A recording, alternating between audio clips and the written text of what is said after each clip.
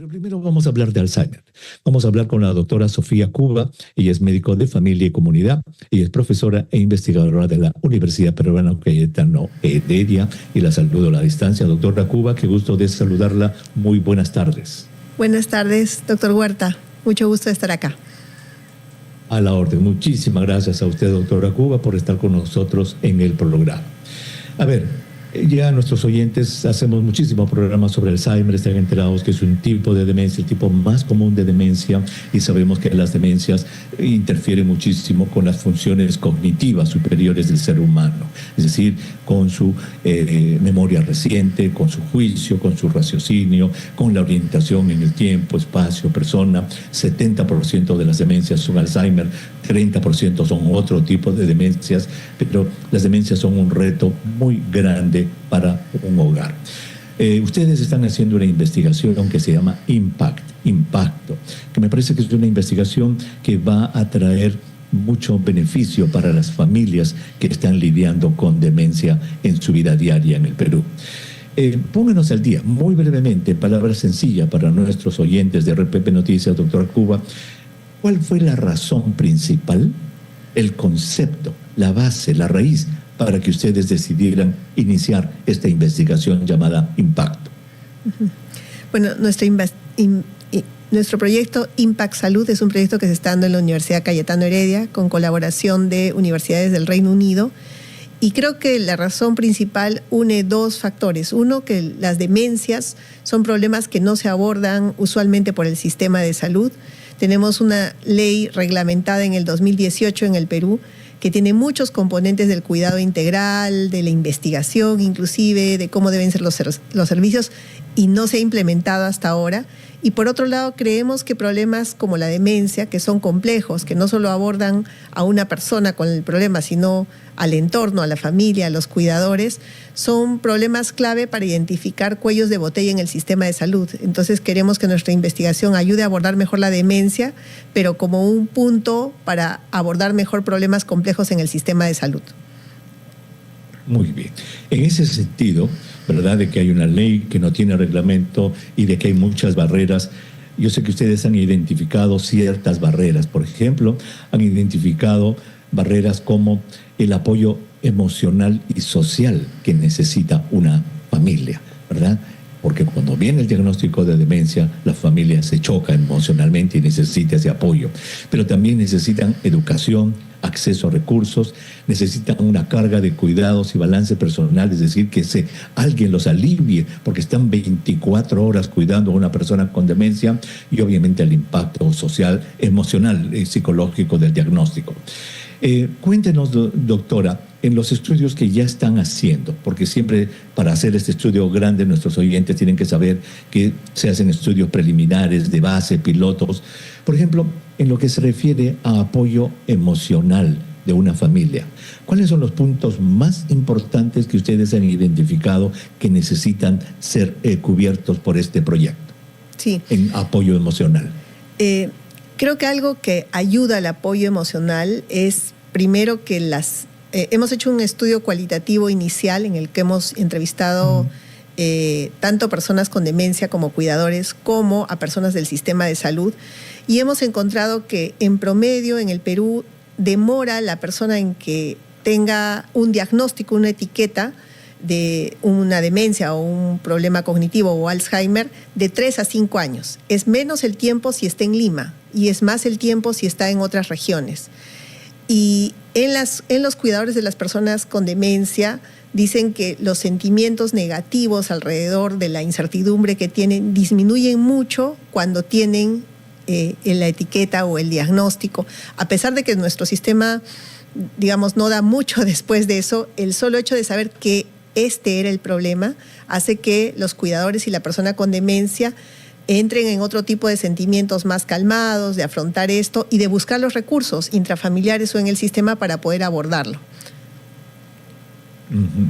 A ver, usted nos dice entonces que el tiempo de demora para un diagnóstico mientras se hacen los estudios, mientras va con un doctor, va con otro especialista, las citas que demoran 3 meses, 6 meses, todo ese tiempo, sumando todo ese tiempo desde la sospecha del diagnóstico hasta que se hace el diagnóstico de demencia, es de 3 a 5 años en el Perú, en Lima, y un poco más en las regiones. Como comparación, por ejemplo, en otros países, en Europa, en Estados Unidos, ¿cuánto es ese tiempo para tener una idea de si estamos demorados o no? Sí, lo que decía era que desde que las familias o la persona identifican que hay síntomas hasta que buscan ayuda y luego llegan al diagnóstico pueden demorar a 3 a 5 años. Entonces, es más frecuente que en los países que tienen un mejor sistema de salud y que el acceso es mejor, estos síntomas llevan a la búsqueda, digamos, de un diagnóstico o de una solución al problema mucho más temprano. Entonces, ¿y cuánto es ese tiempo? ¿Se sabe, por ejemplo, en Estados Unidos o en otros países, cuánto es ese tiempo? Sí, ¿2 años? En sistemas donde sí, en sistemas donde hay fortaleza en el primer nivel de atención, el acceso por los síntomas es más o menos rápido, no demora más de 1 año, pero el diagnóstico sí puede demorar un poco más.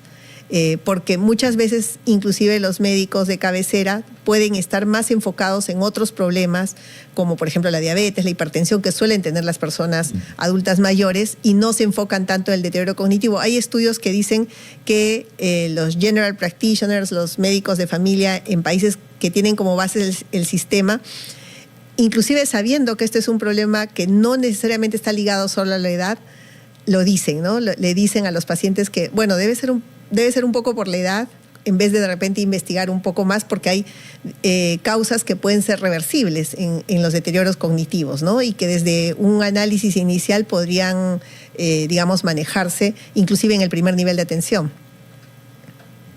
A ver, solamente para aclarar esto, porque esto es importante para nuestros oyentes.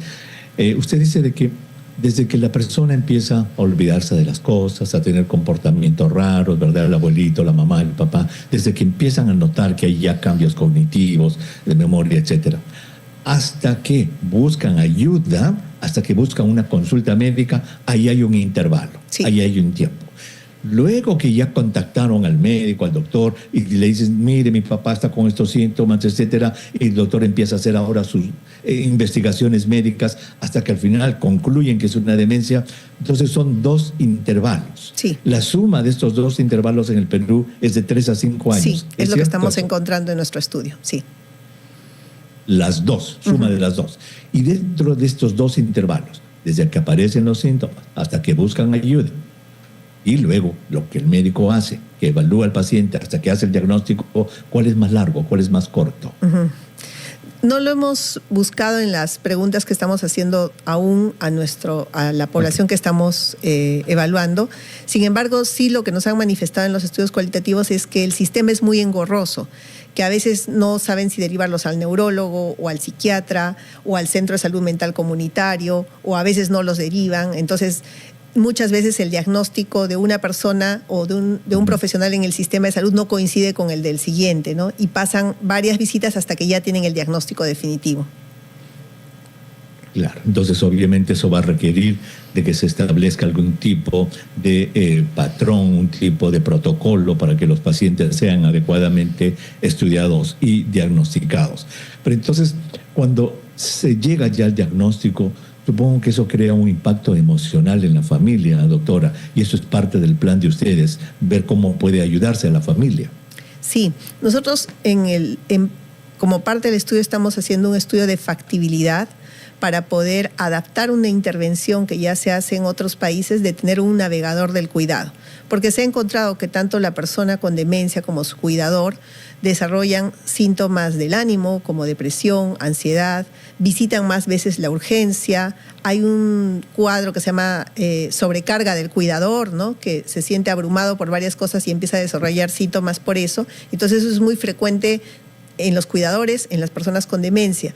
Cuando se han hecho intervenciones ni siquiera relacionadas con lo médico, ofertadas por un profesional sanitario propiamente dicho, sino estructuradas para dar soporte, como esta idea del navegador del cuidado que, digamos, si lo quisiéramos traducir un poco a nuestro sistema peruano, podría ser un agente comunitario al que se le entrena con conocimientos sobre el abordaje de demencia, pero no solo conocimientos médicos, sino de soporte, de estar ahí, de la escucha activa, de ser la persona que sabe que tiene esos problemas y que le ayuda a navegar un poco dentro del sistema, que le dice, bueno, si pasa esto, sí deberías ir al centro de salud, o esto puede ser normal después del diagnóstico que te han dicho.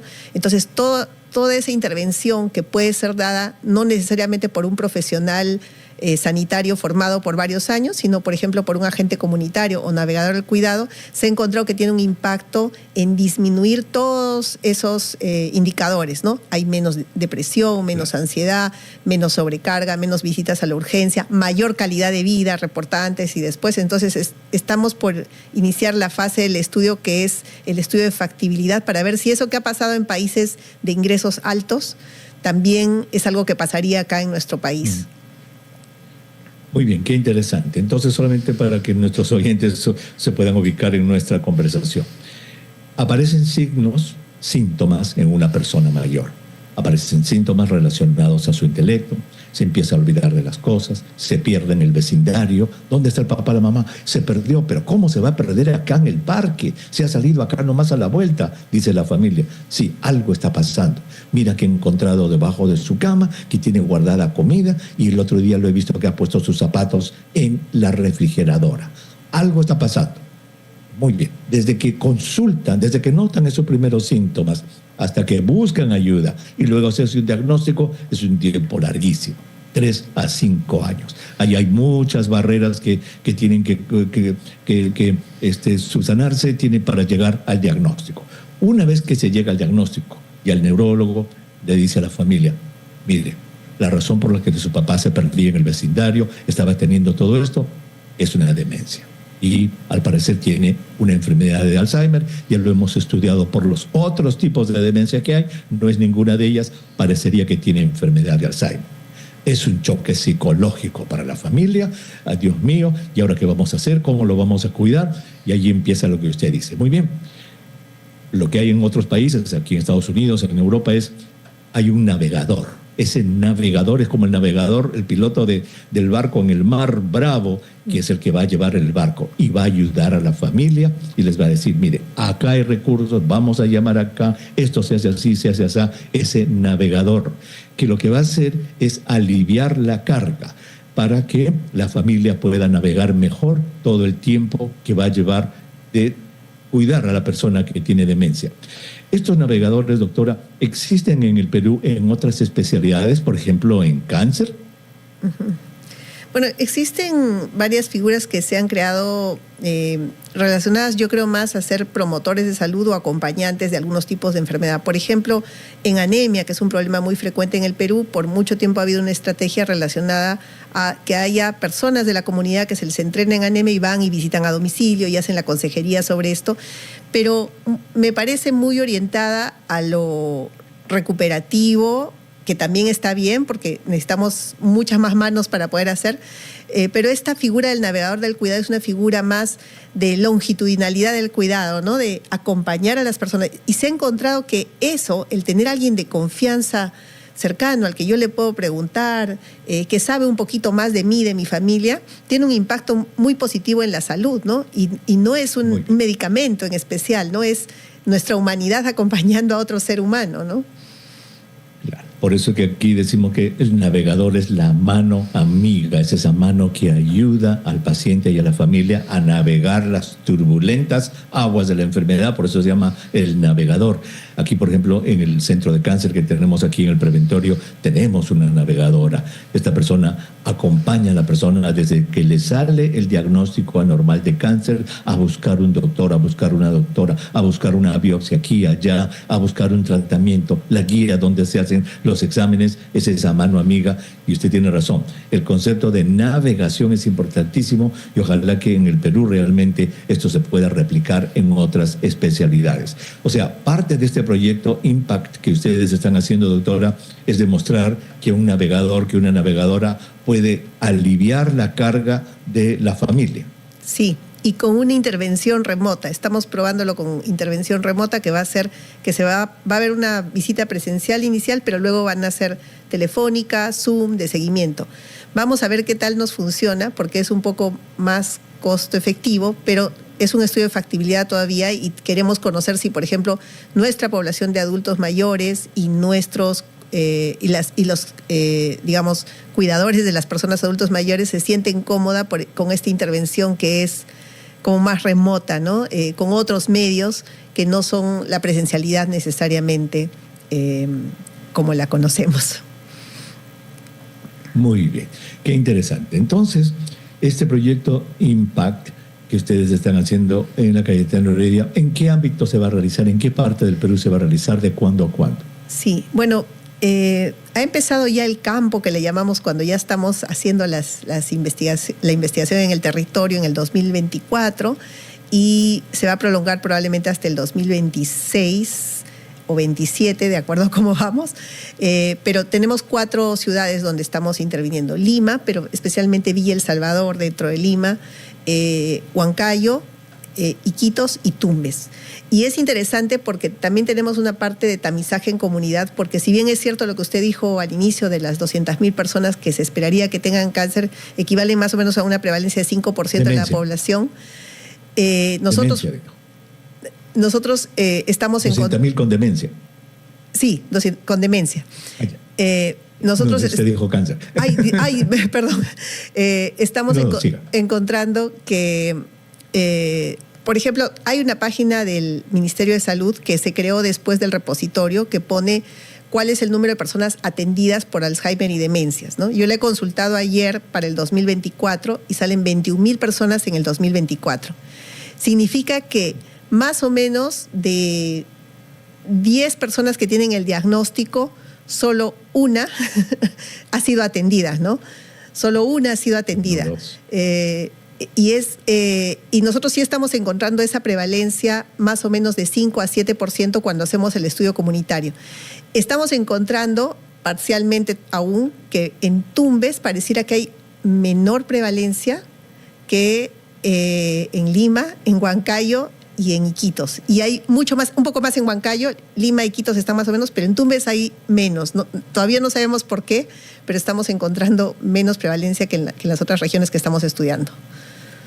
A eso iba a preguntarle, porque me parece interesantísimo, doctora, que hayan escogido estas 4 ciudades y en los estudios preliminares que han hecho, ¿han encontrado alguna diferencia en, qué sé yo, actitudes, esto que hemos estado hablando de barreras, etcétera, entre las familias que tienen demencia en Huancayo, en Tumbes, en Lima? ¿Hay alguna diferencia? Tumbes yo creo que tiene algunas características por ser una ciudad más pequeña, de cercanía de algunas cosas, ¿no? Pero en los estudios que hemos hecho cualitativos hemos encontrado como un patrón común del sistema que no funciona para las personas y sus familias, del poco conocimiento que hay de los profesionales sanitarios de cómo abordar este problema y de los decisores políticos y las autoridades de que todavía no lo tienen mapeado, ¿no? No, a pesar de que es algo tan prevalente, no está entre las prioridades que quisieran abordar ni los políticos, ni los decisores y los profesionales de salud tampoco lo tienen tan frecuentemente en lo que ven, ¿no? Inclusive hemos entrevistado en las regiones a neurólogos, a psiquiatras, a geriatras, que no hay tantos en las regiones más pequeñas, pero ellos dicen que, digamos, es poco lo que llegan a tener derivado con esta posibilidad diagnóstica, ¿no? En realidad abordan otros tipos de problemas y es muy poca la frecuencia con la que atienden a las personas que podrían tener la etiqueta de algún tipo de demencia. Lo cual es preocupante, ¿verdad? Esta falta de alerta, esta falta de estar al tanto y de afrontar el problema de la demencia con una población, doctora, que está creciendo muchísimo en términos de envejecimiento. Vamos a tener muchísimas personas mayores en los próximos 20, 30 años, lo cual nos lleva a pensar de que quizás haga falta lo que se llama, así como se hizo con el cáncer hace ya como 20 años, el Plan Nacional del Cáncer, que ha llevado a que esta enfermedad sea enfrentada de otra manera, que se haga un Plan Nacional de Demencia, entonces. Sí, existe la Asociación Internacional de Alzheimer y tiene mapeados, por ejemplo, qué países tienen su Plan Nacional de Demencia, ¿no? Perú está entre los que no tienen, y de hecho el reglamento de la ley de demencia que fue publicado en el 2018 sí está reglamentada, pero no se ha, digamos, efectivizado. En uno de sus acápites dice que debería hacerse un Plan Nacional de Demencia y ponen de plazo, creo que no sé en qué mes del 2018 se publicó, y ponen de plazo 120 días, ¿no? No sé si después ahí vino otra cosa, pero bueno, ya van pasando como 8 años después de eso y no se ha hecho el plan nacional. Uh-huh. Los 120 días se convirtieron en 8 años. Doctora Cubas, muchísimas gracias de verdad por haber estado con nosotros, por haberle explicado y haber hecho reflexionar a nuestros oyentes y televidentes en lo duro que es tener a una persona con demencia en la casa y el tipo de ayuda que estas familias van a necesitar y cómo ustedes en el término campo académico y de investigación van a contribuir para que esto se pueda aliviar en el futuro. Muchísimas gracias por haber estado con nosotros. Muchas gracias, doctor. Muy agradecido. La doctora Sofía Cuba, médico de familia y comunidad, y es profesora e investigadora de la Cayetano Heredia. Entonces, fíjese, señora, todo, y usted estoy seguro que está viendo el programa en este momento, debe tener o conoce a alguien que tiene a un familiar con demencia en la casa, ¿verdad? Lo duro que es atender a esta persona. Pues existen recursos en la comunidad, recursos en el mundo académico que pueden quizás, ojalá en el futuro ayudar. La semana que viene vamos a tocar en Espacio Vital este tema del Plan Nacional de Demencia, que parece que es sumamente importante que se pueda hacer.